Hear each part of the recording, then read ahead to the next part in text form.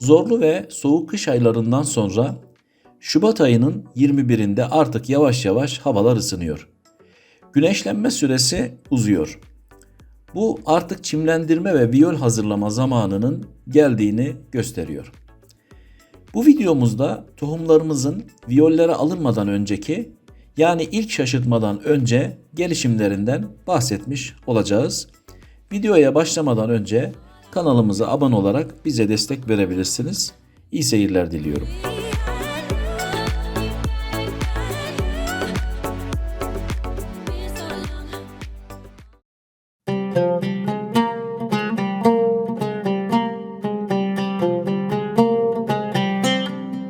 Uzun bir aradan sonra yeniden sizlerle beraberiz.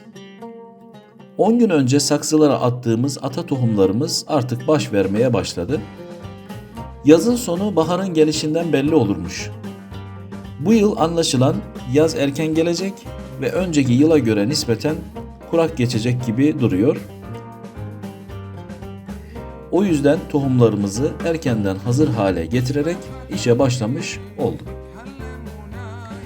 Arkadaşlar, ben tohumlarımızı gördüğünüz gibi saksılarda oda ortamında güneş gören 27-28 derece oda sıcaklığında çimlendirme yapıyorum. Böylelikle çimlendirme süresini nispeten daha hızlı ve kısa tutmuş oluyoruz.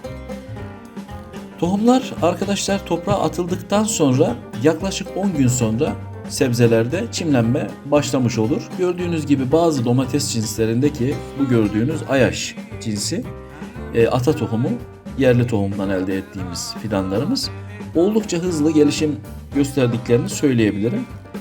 Ancak diğer zirai cins tohumlarda biraz daha bu sürenin uzadığını söyleyebiliriz. Ayaş cinsinden biraz bahsedelim. Özellikle bu domatesi ben daha önceki videolarımdan da hatırlayacaksınız, tercih ediyorum. Çünkü verimi çok yüksek, kalitesi yüksek, lezzeti oldukça güzel, tadı, kokusu, kıvamı ve erken meyve vermesi sebebiyle bu tohumu oldukça fazla tercih ediyorum. Elimde kalan 3 yıllık tohumlardan elde ettiğim bu gördüğünüz fidanlar arkadaşlar 10 günlük geçmişi olan çok hızlı gelişen cins diyebilirim. Şurada tohumları, küçük tohumları yaprakların üzerinde görebilirsiniz. Bunlar yani hızlı bir gelişim gösterdiğini ve artık ışığa duyarlı olarak büyüdüğünü bize gösteriyor. Oldukça küçük tohumlardan büyük fidanların ortaya çıkması gerçekten hayret verici. Bazen düşünmeden edemiyorum, yani küçücük, gözle bile görmekte zorlandığımız bu tohumlardan nasıl oluyor da avuç içi büyüklüğünde domatesler meydana geliyor. Hakikaten çok hayret verici. Gördüğünüz gibi biberlerimiz de arkadaşlar geç çimlendiği için bunları bir 3-5 gün daha erken ekmiştim. Kıl biber cinsimiz. Bunlar uzun sivri biber olarak biliniyor. Oldukça verim yüksek ve ben bundan başka biberleri çok tercih etmiyorum. Çünkü yetiştirmesi, sulama rejimi vesaire bunlara artık oldukça aşina olduk. Tavsiye olarak da tatlı kıl biber bahçenizde rahatlıkla yetiştirebilirsiniz. Gördüğünüz gibi arkadaşlar bütün bahçenin, neredeyse hani yarım dönümden fazla bahçenin tohumları bu küçücük saksılarda yetişiyor. Burada gördüğünüz süs biberi, yani cin biberi olarak bildiğimiz küçük ve acı turşuların içerisinde kullanılan biberlerden. Çok hızlı gelişim gösterdi. Hatta biraz güneşte unutmuşum. Yapraklarında hafif sararmalar olmuş. Dolayısıyla toprağı da kurumuş. Birazdan bunları da sulayarak tekrar can suyu vermiş olacağız. 2 yapraktan sonra, yani bu taç yapraklardan sonra 4. yapraklar ortaya çıktığında kök gelişimi viyollere aktarmak için hazır olduğu anlamına gelir. O zaman aktarma yapabilirsiniz. Bu gördükleriniz de arkadaşlar marul. Yani kıvırcık cinsi yazlık marul. Bununla beraber ben fesleğen de arasına katıştırdım. Çünkü marul ve fesleğen büyüme açısından, hız bakımından aynı oldukları için tek saksıda yetiştiriyorum. Bunları da önce viyollere alacağız. Daha sonra ekim yapacağımız yerlere taşımış olacağız. Gördüğünüz arkadaşlar pimpon cinsi, yani küçük cins yuvarlak domateslerimiz. salkım olarak da biliniyor. Bunlar da biraz hızlı gelişim gösteriyor. Her ne kadar ayaş kadar hızlı büyümese de bunlar da arkadaşlar verimi çok yüksek olduğu için tercih ediyorum. Zirai cins tohumlardan elde ettiğimiz fidanlarımız. Bu görmüş olduğunuz da arkadaşlar kapya cinsi. Şöyle bakarsanız zaten yapraklarının genişliğinden anlayacaksınız. Bunlar diğer biber cinslerine göre biraz daha iri yapılı oluyor ve hızlı gelişiyor diyebiliriz. Aynı şekilde devam eden kıl biberlerimizin ikinci saksısı da bu kadar. Bunlardan geçen sene çok fazla ekmiştim. Bu yıl rakamı biraz daha aşağıda tuttum. Çünkü ekim yerleriyle alakalı, sulamayla alakalı bazı sorunlar ortaya çıkabiliyor. Bunları mutlaka fazlaca ekin arkadaşlar. Çünkü yedekli çalışmak demiştim. Zaman geri gelmez. Tohumu bir şekilde bulursunuz ama zaman geçti mi onları tekrar çimlendirme imkanı bulamayabilirsiniz. Ekeceğinizden 1,5 kat, 2 kat daha fazla tohum çimlendirin. Ama ekim zamanı herhangi bir problem olmazsa onların yarısını ekerek ve insanlara dağıtarak bu şekilde ekim işlemlerini tamamlamış olabilirsiniz. Küçük bir leğenin içerisinde bir tarafına fesleğen, bir tarafına da gördüğünüz gibi marul ekimi yapmıştım.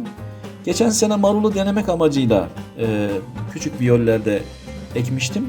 Oldukça iyi verim aldığımı görünce bu sene marul sayısını biraz daha artırıyorum.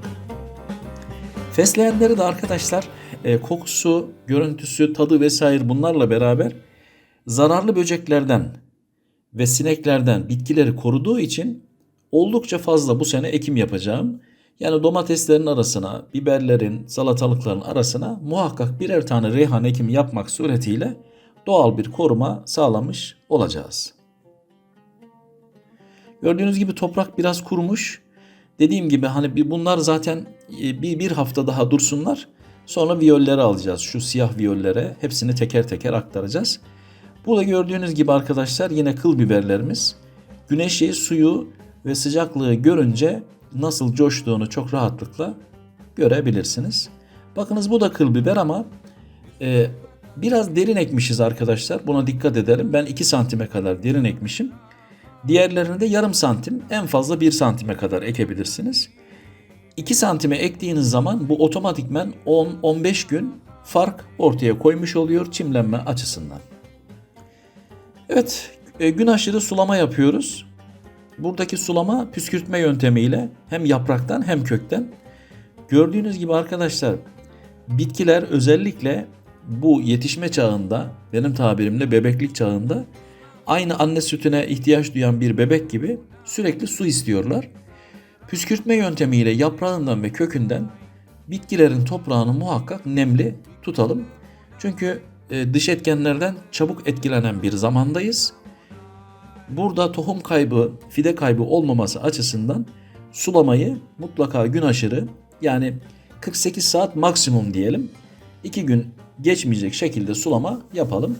Bunları ben bir gün önce sulamıştım. Yani aradan 48 saate yakın bir süre geçti. Artık sulama zamanı gelmiş. Özellikle küçük viyollerdekilerde çabuk kuruma olduğu için onların sulamasını biraz daha dikkatli ve günlük yapmakta fayda var. Üstlerine de arkadaşlar etiketlerini yapıştırıyorum ki her ne kadar cinsinden anlasam da bazen karışıklık olabiliyor. Yani domateslerin hangisinin hangisi olduğunu özellikle 2. 3. haftadan sonra anlayamayabiliyorsunuz. Mutlaka üstüne etiket yapıştıralım. Onları ayrı ayrı kategorize ederek büyütebiliriz. Gördüğünüz gibi bol banyolu su tercih ediyorum. Çünkü bitkiler arkadaşlar yapraktan da su almak suretiyle gelişirler. Hatta bitkinin gövdesi serin kalır, ferahlar ve böylelikle büyüme rejimi daha rahat olmuş olur. Tabiri caizse strese girmeden bitki rahat rahat büyür. Bu gördüğünüz yer güneş alan bir yer olduğu için oldukça hızlı gelişim gösteriyor tohumlarımız. İnşallah ilerleyen süreçte size bitkilerimizin viyollere alınması ve alındıktan sonraki gelişimlerini de göstereceğim. Herkese iyi günler.